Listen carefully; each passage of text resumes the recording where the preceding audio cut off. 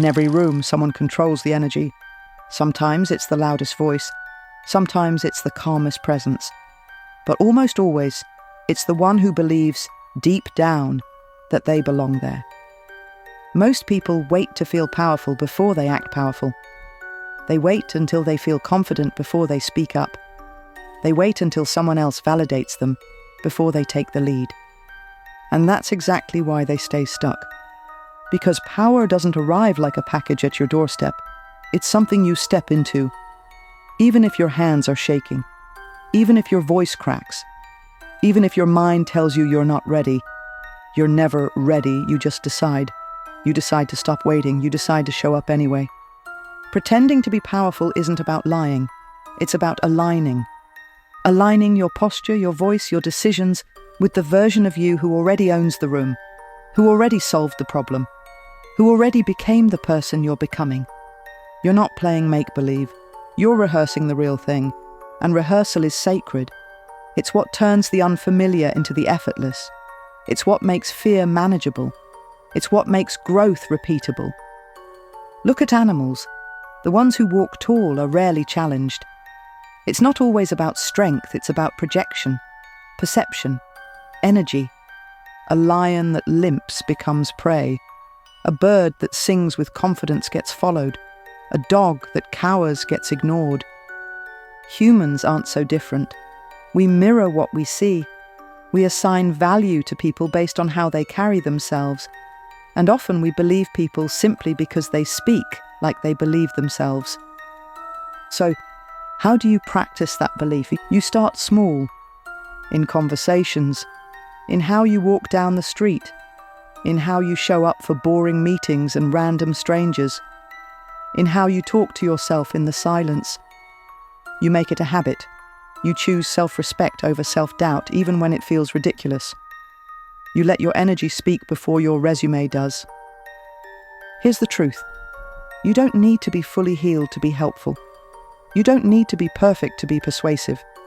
And you don't need to be fearless to be formidable. You just need to decide that your power isn't something you earn later. It's something you practice now. And the more often you practice it, the less it feels like pretending. The more you act in alignment with power, the more you get feedback that reinforces it. People listen. People follow. People respond to energy that feels grounded, even if it's still growing. The world starts to reflect back your belief. Doors open. Opportunities appear. Not because you're lucky, but because you're ready. Practice walking into the room without apologizing. Practice speaking clearly even if your voice is trembling. Practice making decisions like someone who trusts themselves. Practice choosing clarity over comfort. Confidence is not a feeling, it's a behavior. It comes after the action, not before it. You can't meditate your way into self-trust. You have to act.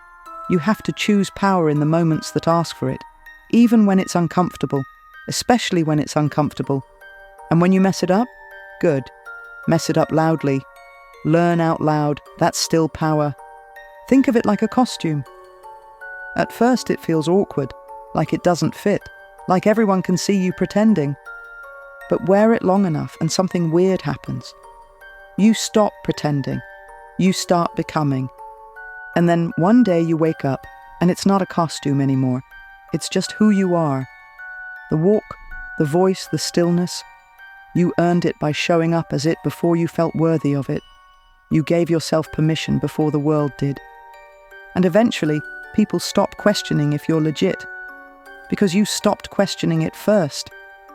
If you're doubting yourself right now, try this. Stand up straight. Look yourself in the eye. Say something out loud you've been afraid to say. Then say it louder. Then go do something you've been waiting to feel confident for. Not recklessly, not delusionally, just boldly. Pretend to be powerful until you are. And when you are, keep going. Because the world doesn't need more perfect people. It needs more people who practiced power until they didn't have to pretend anymore. And if you fall back into doubt, put the costume back on, even if it feels silly, because every time you wear it, it fits a little better.